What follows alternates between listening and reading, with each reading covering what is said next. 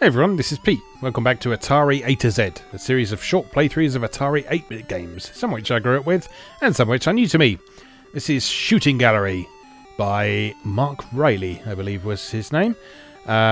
This was published by DataSoft, and is... Shooting Arcade rather than Shooting Gallery. This is a game from 1982, published by DataSoft, who we've previously seen a couple of times on this series. And it's a pretty simple shoot 'em up, to be honest, but it's quite entertaining. It's a game that I grew up with and used to enjoy playing now and again. So let's take a look at how it works. It's pretty self-explanatory, as I'm sure you can imagine. So here we go. You control the gun at the bottom of the screen. You have a limited amount of ammunition with which to destroy everything on the screen. And do excuse if you can hear the rain in the background. It's absolutely tipping it down here today.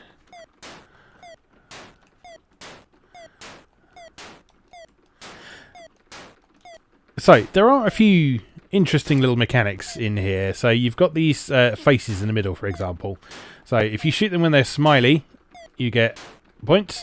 If you shoot them when they're sad, though, you don't get any points. And it also, if I can actually hit one, when they are sad face, it will also bring back some of the targets from underneath as well. Yeah, there we go. So, that brought back that rabbit there. The targets above the smiley faces, you'll see that when you hit one, it actually reverses the direction of all the targets. And when you hit one of the diamonds at the top of the screen, it gives you some ammunition back. So what you want to try and do is clear a path up to those diamonds in order to keep your ammunition replenished as you gradually chip away at the rest of the targets.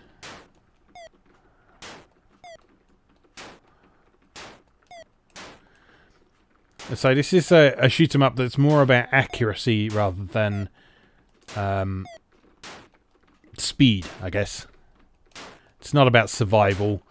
It's about taking accurate shots, managing that ammunition carefully, leading your shots on those targets that are a little bit further up the screen, and trying to end the level with as much ammunition as you possibly can to get a bigger bonus. Oh my god, I'm doing terribly. I feel like I say that every week, but you know, that was pretty terrible. And then you have this bonus stage where you get to shoot someone who is absolutely not Mr. Greedy from the Mr. Men. And you get points for every time you hit him, and he gradually accelerates with each successful hit as well until he eventually goes off the screen. And then you just do the whole thing again.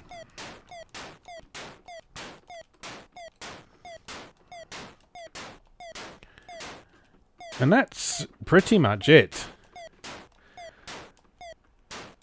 I don't remember if it actually gets any more difficult as such, or if it's just a case of you just have to keep repeating yourself until you run out of ammunition.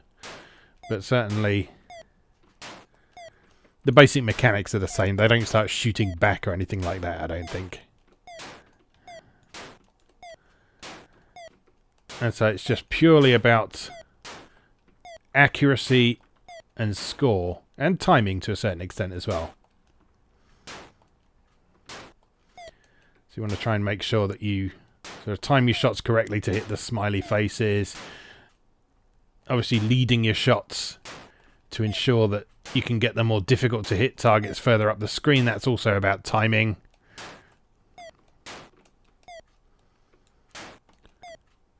And yeah, so that's Shooting Arcade. This is one of many games that I had back when I was a kid that we didn't have an original copy of, so I don't really know the original context in which this was released. So DataSoft did quite a few standalone games, though. So if you remember back to the beginning of this series, they did Bruce Lee, or they published Bruce Lee, I should say. I guess they were more of a publisher than a developer, I believe. A lot of games that people worked on at the time were made by no more than one or two people, and then DataSoft would publish them. And this was one such example. So, like I say, I'm not entirely sure if this was released as a full-price game or anything like that, or if it was part of something else or a compilation. Because there were certain games that would be released that would be sort of exclusive to compilation packs at times. It was sort of the gaming equivalent of an album track or a straight to a straight-to-video movie or something like that.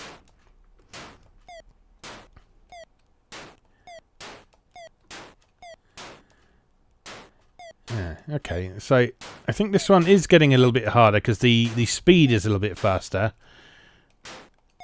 And also, you can't destroy the sad faces anymore.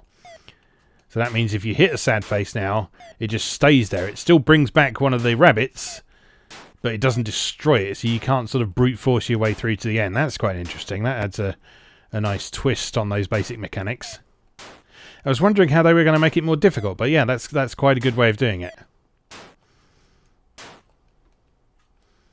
As it doesn't sort of fundamentally mix up those basic mechanics. It doesn't make it into a different kind of game. It doesn't make it into sort of a fixed shooter Space Invaders type thing, which they could have easily done.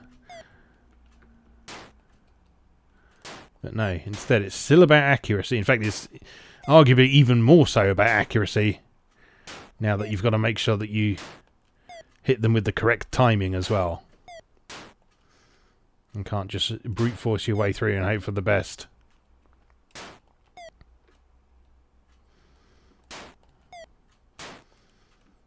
So yeah, this is actually quite a bit more fun than I remember.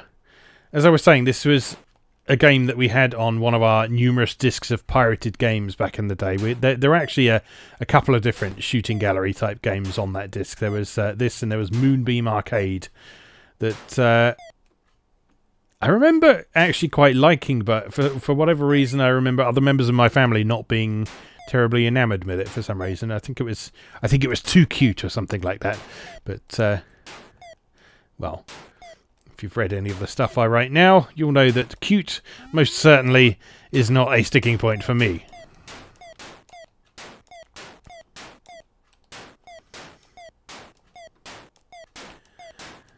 Alright, and the other thing that is happening to make it more difficult is there are fewer of the diamond-shaped targets at the top of the screen as well. So that means there's less total ammunition available. And so the further you go, the more you need to make every shot count. Yeah, so there's actually quite a bit more going on here than might appear at first glance, which is cool. Always a pleasure to discover sort of subtle, hidden mechanics in this way. I mean, as I've said, this is not the most complicated or amazing game by any means, but it's a solid shoot 'em up. It's a solid implementation of the concept. It certainly achieves what it set out to do, which is to provide sort of the fairground shooting gallery experience, I guess.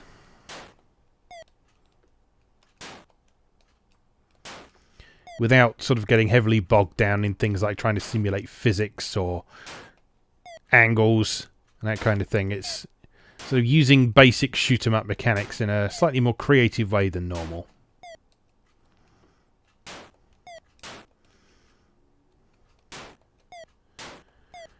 It's oddly satisfying. Those nice big sprites are quite satisfying to shoot for some reason. I'm not really sure why, but I think it's just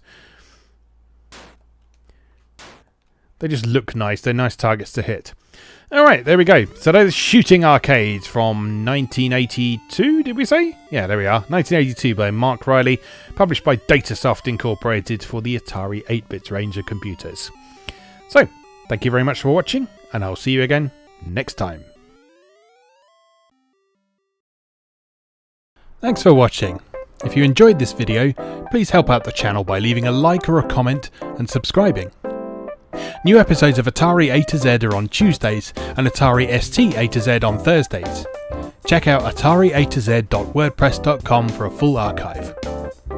Do please also check out my other projects moegamer.net, where I explore Japanese and Japanese-inspired games from yesterday and today, and videopackgames.wordpress.com, which aims to catalogue the small but well-formed library of the Philips G7000 Videopack computer, also known as the Magnavox Odyssey 2.